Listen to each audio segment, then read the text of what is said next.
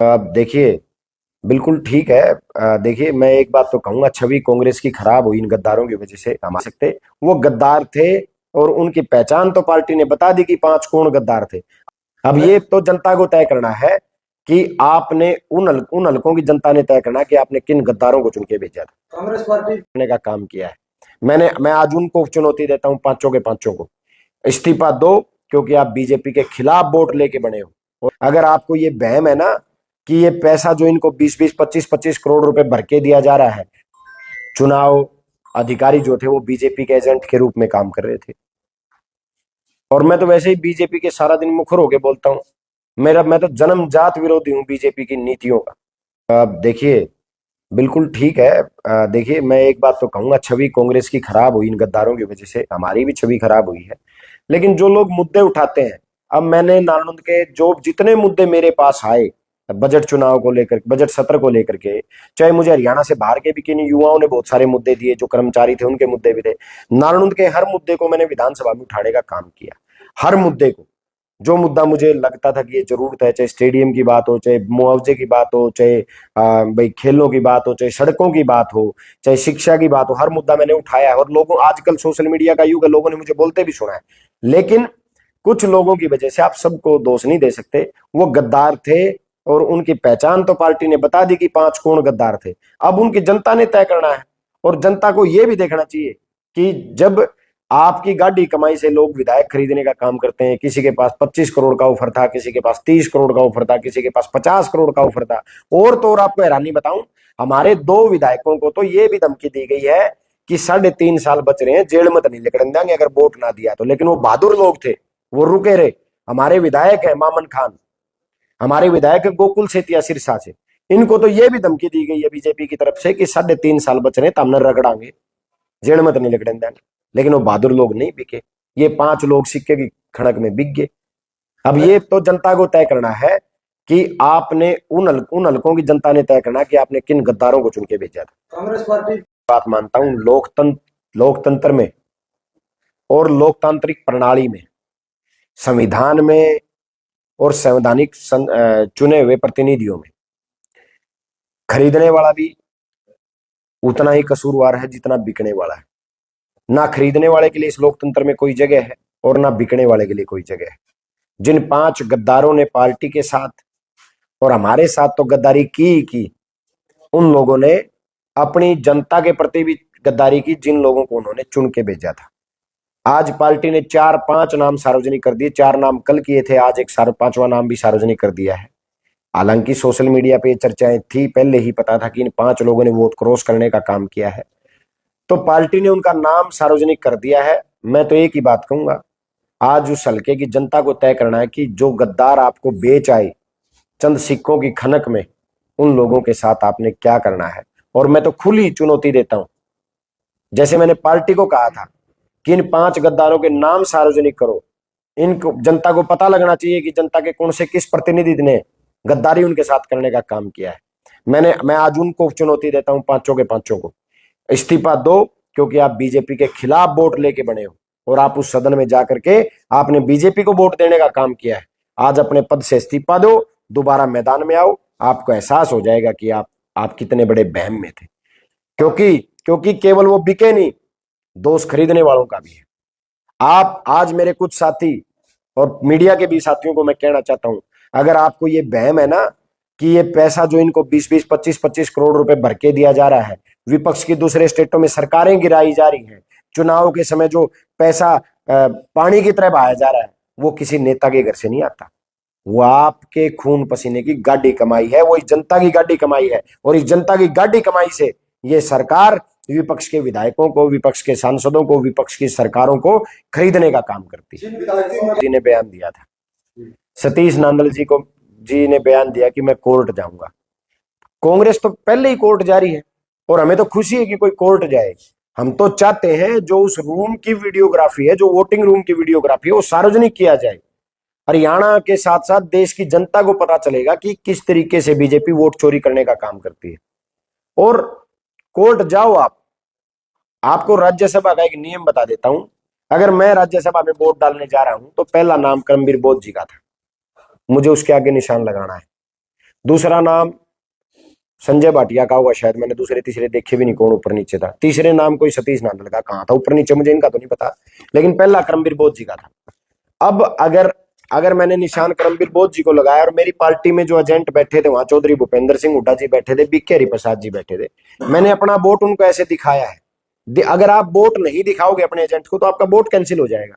तो 5 लोगों ने क्रॉस वोटिंग की है और हमारे एजेंटों ने उसको देखा है, जो पार्टी की तरफ से अधिकृत एजेंट बैठे थे उन लोगों ने उनको देखा है। और आप कोर्ट जाओ, कहीं चले जाओ, आपको जाना तो जनता की उसमें आना पड़ेगा ना। असली सबसे बड़ी अदालत तो जनता की अदालत है, यहां आके हिसाब देना पड़ेगा। जो लोग वोट से चुन के आते हैं और वही अपना वोट ना डालें, तो ये सीरियसनेस दिखाती है उनकी कि वो कितने गंभीर हैं जनता के प्रति। वोट डालना चाहिए था उनको। लेकिन मुझे एक बात समझ नहीं आई, अगर इनको वोट नहीं डालने का डिसीजन लेना था तो कैंडिडेट तो 10 दिन पहले आगे थे, 10-12 दिन पहले शामी आगे थे। एक कांग्रेस का है करमबीर बोध है, एक बीजेपी का संजय भाटिया है, एक निर्दलीय है। अब पहले एक बात बताओ, पहले तो उस निर्दलीय का पर्चा भरवाया इन लोगों ने, सतीश नांदल का। वो देवेंद्र काद्यान सतीश नांदल के एजेंट थे, इलेक्शन एजेंट और निर्दलीय विधायक। वो सरेआम कह रहे हैं कि भाई पहले तो इन उसका पर्चा भरवाया, गलत जाएंगे बोले 3 हम निर्दलीय और 2 ये 5 और 5 बीजेपी के। देखो जब भी कोई राज्यसभा का प्रत्याशी पर्चा भरने जाता है तो 10 विधायकों की जरूरत होती है, 10 सिग्नेटरी, जो 10 विधायक चाहिए। तो देवेंद्र कात्यायन जी तो कह रहे हैं कि भाई 3 हम थे, 2 ये थे, सारी बात इन गल्लो हुई। हाँ, मैं एक बात और आपके सामने कहना चाहता हूं, खट्टर साहब गोपाल कांडा को कैंडिडेट बनाना चाहते थे। अभय सिंह चौटाला जी ने कहा भाई इसको वोट नहीं देंगे, दूसरा प्रत्याशी ले आओ। ये चर्चाएं भी हैं, ये भी चर्चा चल रही है कि सतीश नांदल को समर्थन अभय सिंह जी के, उनको कैंडिडेट अभय सिंह जी के कहने से बनाया गया। ये तो देवेंद्र कात्यायन जी ने बता दिया कि हम सारी शुरू से लेकर आखिर तक हम साथ थे। जब इनको ये पता लग गया कि कांग्रेस पार्टी बड़े मार्जिन से जीत रही है, कांग्रेस पार्टी हार नहीं रही राज्यसभा का चुनाव, क्योंकि हमें भी उस समय नहीं पता था कि हमारे अंदर 5 गद्दार हैं। हमें भी ये लगा था कि 2 से 3 लोग क्रॉस करेंगे वोट, 5 तो नहीं करेंगे, और कैंसिल वाला कोई मुद्दा ही नहीं था। तो हम जब इनको पता चल गया कि कांग्रेस पार्टी बड़े मार्जिन से चुनाव जीत रही है और तुम्हारे वोट डालने से भी निर्दलीय प्रत्याशी नहीं जीतेगा, तब इन्होंने वोट न डालने की। आप एक छोटी सी बात बताओ, पहले तो कहते हैं हम 16 तारीख को पत्ते खोल लेंगे, फिर कहते हैं हम 12 बजे प्रेस कॉन्फ्रेंस करके बताएंगे, फिर कहूं है 3:30 बजे प्रेस कॉन्फ्रेंस करके बतावांगे। अरे इतनी नीयत साफ होती तो 4 दिन पहले बता देंगे। वोटिंग का टाइम 4 बजे रही है, 3:30 बजे प्रेस कॉन्फ्रेंस करके हम वोट डालने नहीं जाते, जबकि सतीश नांदल को लाने वाले हैं।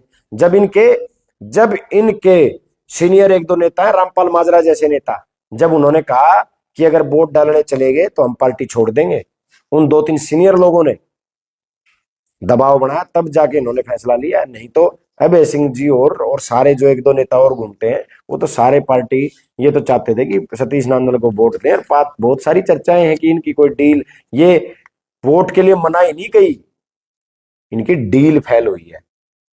वो क्या डील फेल है वो तो ये बता सके भाई। तो ये भी छोटी सी बात बताओ, 37 लोग 31 लोग मिल करके ट्रेनिंग करे। मुझे तो राज्यसभा के चुनाव का अनुभव ही नहीं था, कैसे डालना है। अगर आप न बता दूं तो आप चंबा में पड़ जाओगे। राज्यसभा के चुनाव में बहुत सारी टेक्निकल चीजें हैं। ये पेपर है, इसको फोल्ड करके ऐसे फोल्ड करके दिया जाता है, इस तरीके से फोल्ड करके दिया जाता है। ये फोल्ड भी खुल गया तो भी आपका वोट कैंसिल है। आपकी जानकारी के लिए बता दूं, जो टिक मार्क लगाना होता है कैंडिडेट के आगे, अगर गलती से डॉट लग जाए या दोबारा पेन लगा दिया या शाई लग गई तो भी आपका वोट कैंसिल है। आपकी जानकारी के लिए बता दूं, अगर ये फोल्ड लेके मैं बाहर आ गया, निशान लगा करके अपने एजेंट को दिखाने जा रहा हूं, तो आपका वोट वैलिड है। अगर ये वोट मैं ऐसे भी ले गया ना, इसको ऐसे ले गया, ऐसे ले गया, तो भी आपका वोट कैंसिल है। अगर मैंने अपने एजेंट को वोट दिखा रहा हूं और दूसरे पार्टी के एजेंट ने आपका वोट देख लिया तो भी आपका वोट कैंसिल है। ये बहुत सारी टेक्निकल चीजें हमें तो नहीं पता थी, ये तो ट्रेनिंग से ही पता चला। और कुछ लोग उसको बंदी का नाम दे सकते हैं, हम उसको ट्रेनिंग का नाम देते हैं कि हमारे ट्रेनिंग सेशन था। और ये ट्रेनिंग सेशन हुई आज मैंने 2 दिन में लगातार 7 से 8 बार प्रैक्टिस की, तब जाके मेरा वोट सही डला। और मुझे खुशी है कि मेरी पार्टी ने, भाई दीपेंद्र सिंह हुड्डा ने और चौधरी भूपेंद्र सिंह हुड्डा ने एक ऐसा प्रबंध किया जहां 31 के 31 लोग, उनमें सीनियर भी थे, 4-4 5-5 बार के विधायक थे, माननीय अरोड़ा साहब थे, बहुत सारे नेता थे, बड़े बड़े जो 5-5 4-4 बार के विधायक चुने गए थे, उन सब का अनुभव तो 2 दिन में काम आया। अब मेरे घर तो भाई 37 लोगों की जगह को नहीं, ये किसी एक आदमी को घर तो पाओगे नहीं। कितनी एक ऐसी जगह तो ढूंढी जाए जहां शांति से बैठ के इस पे चर्चा करेंगे कैसे वोट डाला जाता है। उसको बंदी का नाम ले लो और चाहे उसको ट्रेनिंग सेशन का नाम ले लो, वो सोचने वाले के ऊपर है। 2:30 बजे नतीजा आया, कारण रहा चुनाव अधिकारी जो थे वो बीजेपी के एजेंट के रूप में काम कर रहे थे। उन एजेंट ने पूरी तरीके से चुनाव में धांधली करने का काम किया और लगातार हम 3:30 बजे तक जब वहां अड़े रहे तब जाके इसको जिताया गया। नहीं तो पूरी तैयारी थी बीजेपी की तो कांग्रेस को हराने की, लेकिन जमीर वाले कांग्रेस में ज्यादा थे। हम 4 बजे तक वहां खड़े रहे लगातार। चौधरी भूपेंद्र सिंह हुड्डा और बीके हरिप्रसाद जी और राव नरेंद्र, इन 3 व्यक्तियों जो बुजुर्ग हैं उम्र में, 70 प्लस के हैं, लेकिन वो कुर्सी से टस से मस नहीं हुए और 4 बजे तक वहीं खड़े रहे। उनके साथ हम जो नौजवान विधायक थे, हमारी महिलाएं विधायक थी, वो सब अड़े रहे। तब जाके नतीजा आया। मैंने आपको बताया कि जो वैलिड वोट, इनवैलिड वोट की बात है, 5 वोट तो हमारे क्रॉस हो गए। अब इनवैलिड वोट पे आते हैं। हमारे जो 3 वोट को इनवैलिड किया गया, 3 वोट, और मैं आपके माध्यम से, ये चाहे आपके माध्यम से आपके दर्शक भी देख रहे होंगे, मैं विद रिकॉर्ड बोल रहा हूँ, विद फैक्ट्स बोल रहा हूँ। जिसको मर्जी कोई पार्टी का चैलेंज करना चाहे तो चैलेंज भी कर सकता है। हमारे 3 वोट को चुनाव अधिकारी ने 6 बार वैलिड किया है, 6 बार। 7वीं बार उनको इनवैलिड दिया गया है। तो आप समझ सकते हैं चुनाव अधिकारी को चक्कर आ गया, बेहोश हो गए, उनको गोली दवाई दी गई, उनको पानी पिलाया गया, तब जाकर के वो होश में आए। मतलब इतना प्रेशर उनके ऊपर था। बीजेपी का बार बार उसके ऊपर प्रेशर था कि कांग्रेस के प्रत्याशी के ज्यादा ज्यादा वोट कैंसिल करो। ये दबाव था उनके ऊपर, और इस दबाव के कारण ही वो लगातार, मतलब इतने प्रेशर में थे कि वो वैलिड वोटों को भी इनवैलिड करार उन्होंने दे दिया। ये हैरानी है। जब परमबीर सिंह जी का वोट जब कैंसिल किया गया, 4:30 बजे कैंसिल किया गया, उनका वोट इनवैलिड करार दिया गया। जबकि आप जब आदमी वोट डालने जा रहा है उसी टाइम आपको ऑब्जेक्शन करना होता है, लेकिन नियमों की धज्जियां उड़ाएगी। चुनाव अधिकारी ने, आपको हैरानी बताऊंगा, सरदार परमबीर सिंह जी का वोट तो चुनाव अधिकारी ने ऊपर भी नहीं भेजा, अपने आप ही वहीं कैंसिल कर दिया और रिपोर्ट भेज दी कि मैंने इसका वोट इनवैलिड कर दिया है। जबकि भरत सिंह जी का वोट हमने जब वो हमारे साथ धक्काशाही कर रहे थे, हमने कहा आप चुनाव आयोग के पास भरत सिंह बेनीवाल जी का वोट भेजो, उनकी वीडियो रिकॉर्डिंग भेजो।